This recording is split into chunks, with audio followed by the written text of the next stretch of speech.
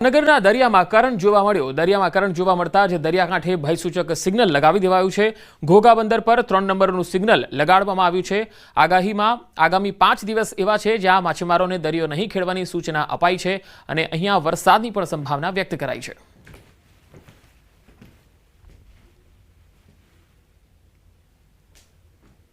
અમારા જે માછીમાર ભાઈઓ છે તેની આ અમારી જે લંગારવામાં આવે બોટની જગ્યા છે તેની અંદર બોટ લંગારી દેવામાં આવી છે અને જે અમુક બાર છે તેને હાઈ એલર્ટ કરી ને અમારા મરીન પોલીસ તેમજ ફિશિંગ ડિપાર્ટમેન્ટ કસ્ટમ જીએમબી વાળાએ 3 નંબરનું જે સિગ્નલ ચડાવવામાં આવ્યું સિગ્નલ પર ચડાવી દીધેલું છે અને હાલ કોન્ટેક્ટમાં રહી અને પરત બોલવાની કાર્યવાહી ચાલુ કરી દીધેલી છે। સાગરમાં સિસ્ટમ સક્રિય થવાથી દરિયામાં કરંટ જોવા મળ્યો। સૌરાષ્ટ્રના દરિયાકાંઠામાં એલર્ટ જોવા મળ્યું।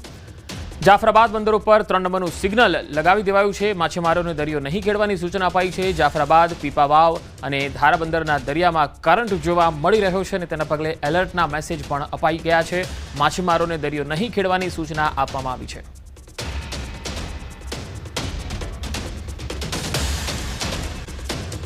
બંદરો પર લાગ્યા ભયસૂચક સિગ્નલ। બેડી અને રોજી બંદર પર લાગ્યા ભયસૂચક સિગ્નલ। માછીમારોને દરિયો ન ખેડવાની સૂચના આપવામાં આવી છે। દરિયા કિનારે અવરજવર પર પ્રતિબંધ મુકાયો છે। દરિયામાં સિસ્ટમ સક્રિય થતા ફૂંકાઈ શકે છે ભારે પવન।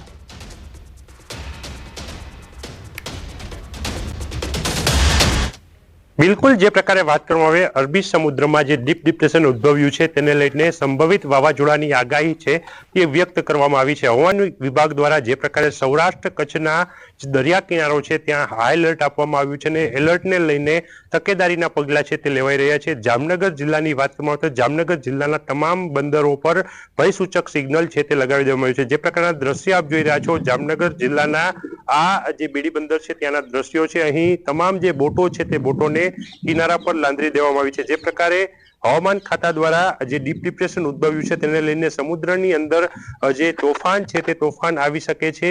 સંભવિત વાવાઝોડાની આગાહીને લઈને તમામ જે માછીમારો છે તેમને પરત બોલાવી લેવામાં આવી છે। બોટ ચાલકો છે તેમને પણ પરત બોલાવી લેવામાં આવી છે।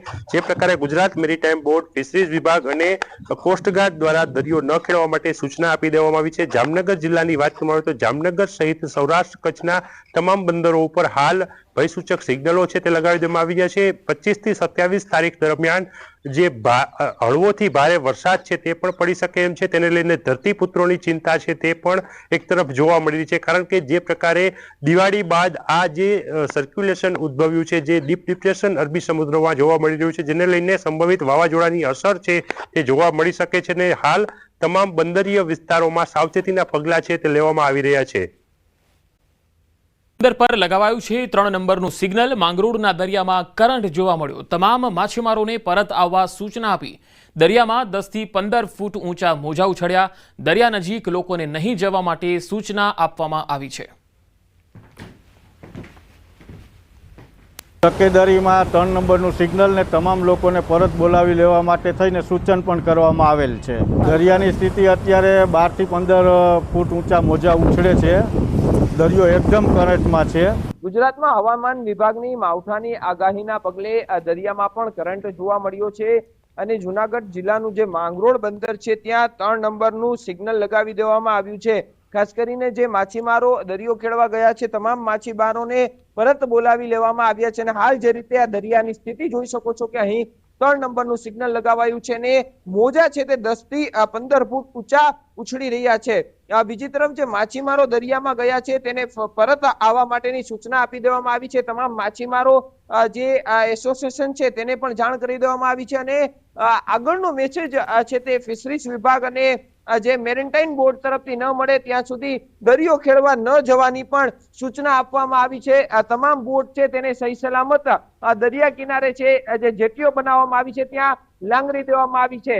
હાલ હજુ પણ આ પરિસ્થિતિ બગડે તેવું જોવા મળી રહ્યું છે કારણ કે જે મોજા ઉછળી રહ્યા છે તેના પરથી સ્પષ્ટ રીતે દેખાય છે કે હાલ જે બંદરની સ્થિતિ છે ત્યાં આજે 10 થી 15 ફૂટ ઊંચા મોજા ઉછળી રહ્યા છે પરંતુ આવતીકાલે સ્થિતિ આનાથી પણ ભયંકર બને તેવી પણ એક શક્યતાઓ છે। અમાર બકાઈ ન્યૂઝ 18 ગુજરાતી માંગરોળ। સિસ્ટમ સક્રિય થવાથી દરિયામાં તેની અસર જોવા મળી. મોટાભાગના બંદરો પર 3 નંબરનું સિગ્નલ લગાવી દેવાયું છે. દરિયાકાંઠા વિસ્તારોમાં ભારે પવન ફૂંકાઈ શકે છે. કાંઠા વિસ્તારોમાં હળવાથી મધ્યમ વરસાદની સંભાવના છે.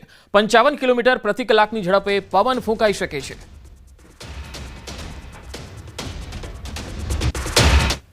પૂર્વ મધ્ય અરબ સાગરની અંદર સર્જાયેલા ડિપ્રેશનને કારણે વેરાવળ બંદર પર 3 નંબરનું સિગ્નલ લગાવવામાં આવ્યું છે અને અરબી સમુદ્રની અંદર પણ જે ડિપ્રેશન સર્જાયું છે તેમની અસરો હાલ દરિયાની અંદર છે તે જોવા મળી રહી છે. જોઈ શકાય છે જે પ્રમાણે આ અરબી સમુદ્રના દ્રશ્ય છે. ગીર સોમનાથ જિલ્લાના અરબી સમુદ્રની અંદર હળવાથી મધ્યમ મોજા છે તે જોવા મળી રહ્યા છે. તો દરિયાની અંદર હવાનું હળવું દબાણને લઈ અને માછીમારો છે તેઓને માછીમારી ન કરવા માટે સૂચના આપવામાં આવી છે. ખાસ કરીને વેરાવળ બંદરના હાલ મોટાભાગના માછીમારો છે કે જેઓ દરિયાની અંદર માછીમારી કરવા ગયા છે તેઓને જે તે બંદરો ઉપર પોતાની બોટો લાંગરવા માટેની સૂચનાઓ છે તે આપવામાં આવી છે. જો કે આગામી સમયની અંદર હજુ સૌરાષ્ટ્રના દરિયા કિનારા ઉપર ભારેથી મધ્યમ વરસાદ વરસવાની આગાહી પણ હવામાન વિભાગ છે તો કરી રહ્યું છે. તો બીજી તરફ સાગર ખેડૂ અને જે પૃથ્વી પરના ખેડૂ છે તેઓમાં પણ ક્યાંક ને ક્યાંક ચિંતા વ્યાપી છે. કારણ કે સાગર ખેડૂઓ માટે આ સિઝનમાં 3જી વખત 3 નંબરનું સિગ્નલ લગાવવામાં આવ્યું છે અને દરિયાની અંદરથી પરત ફરવા માટેની ફરજ પડશે. તો બીજી તરફ જે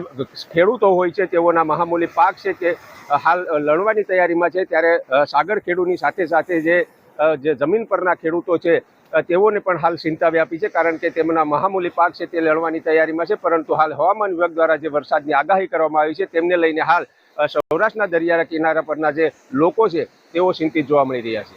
ગીર સોમનાથના વાતાવરણમાં પલટો આવ્યો. વેરાવળ, સૂત્રાપાડા અને પ્રાચીમાં વરસાદ પડ્યો છે. ગ્રામીણ વિસ્તારોમાં માવઠું નોંધાયું છે.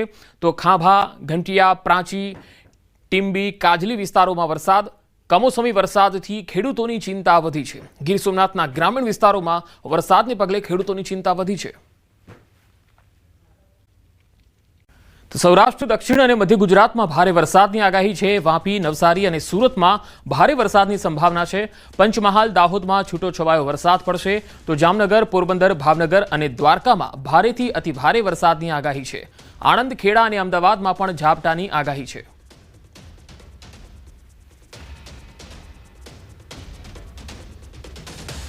સૌથી વધારે અસર એની દક્ષિણ ગુજરાતમાં અને મધ્ય ગુજરાત અને સૌરાષ્ટ્રના ભાગમાં જોવા મળશે. દક્ષિણ ગુજરાતની વાત કરું તો આપણે વાપી છે, નવસારી છે, સુરત છે, આની અંદર ત્યાં આગળ આપણને વરસાદ ભારેથી અતિભારે વરસાદ પડવાની સંભાવના છે. ત્યારબાદ આપણે વાત કરીએ તો પંચમહાલ, દાહોદ છે ત્યાં આગળ થોડો છૂટાછવાયા વરસાદ પડવાની સંભાવના છે. ત્યારબાદ સૌરાષ્ટ્રના કાંઠાની વાત કરીએ તો જામનગર છે, ભાવનગર છે, પોરબંદર છે, બેટ દ્વારકા છે. દરિયાકાંઠાનો જેટલો બી આખો વિસ્તાર છે એ તમામ વિસ્તારની અંદર ભારેથી અતિભારે વરસાદ પડવાની સંભાવના છે.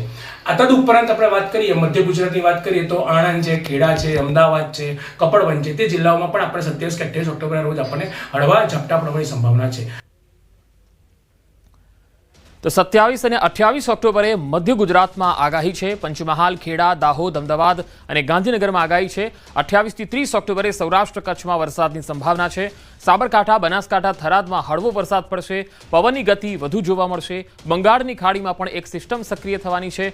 5 નવેમ્બર બાદ પણ વાતાવરણમાં પલટો આવશે.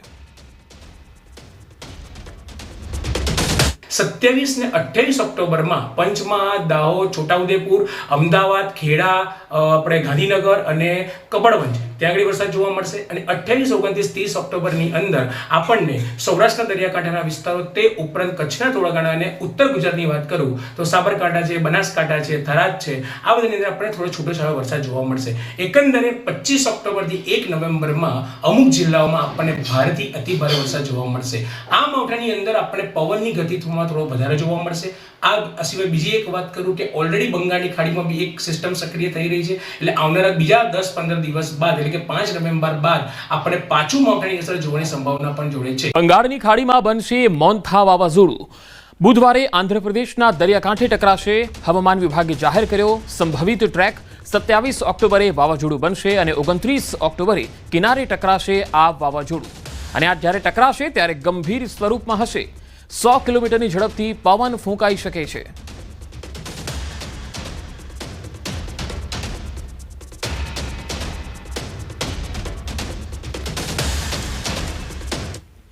આ માવઠું ખેડૂતોનું નવું વર્ષ બગાડશે. હવામાન નિષ્ણાત ડોક્ટર ચિરાગ શાહે આગાહી કરી છે. આજથી 1 નવેમ્બર સુધી માવઠાની આગાહી છે. અરબ સાગરમાં સાયક્લોનિક સિસ્ટમ સક્રિય થઈ છે. અલગ અલગ જિલ્લામાં ભારેથી અતિ ભારે વરસાદ થશે. લાનીનો પેટર્નની અસરને કારણે કમોસમી વરસાદની શક્યતા છે. ક્યાંક છૂટો છવાયો તો ક્યાંક ભારેથી અતિ ભારે વરસાદ પડી શકે.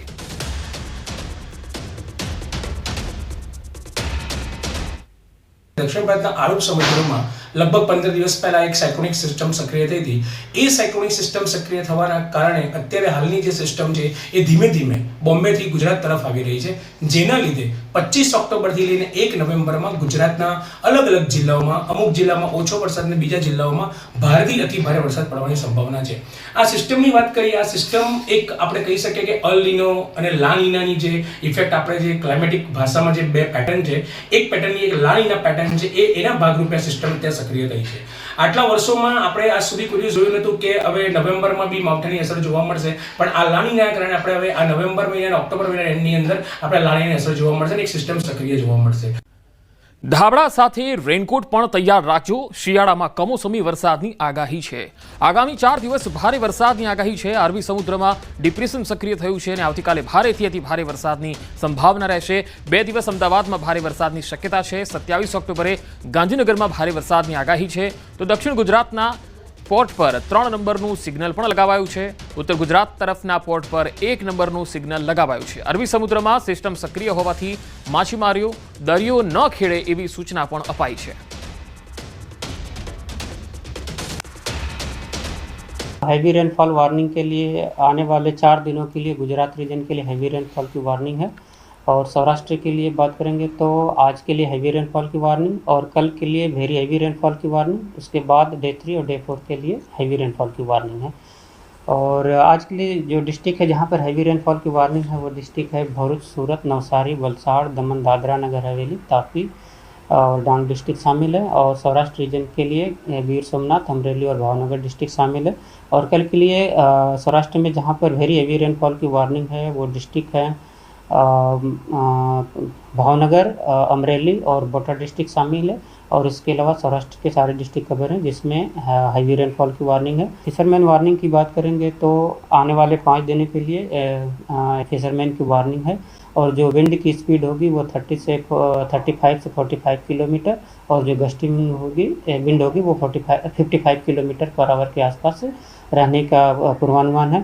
और सिग्नल की बात करेंगे तो साउथ गुजरात कोस्ट के लिए LCS 3 सिग्नल है और नॉर्थ गुजरात कोस्ट के लिए DC 1 सिग्नल की वार्निंग है नॉर्थ गुजरात कोस्ट.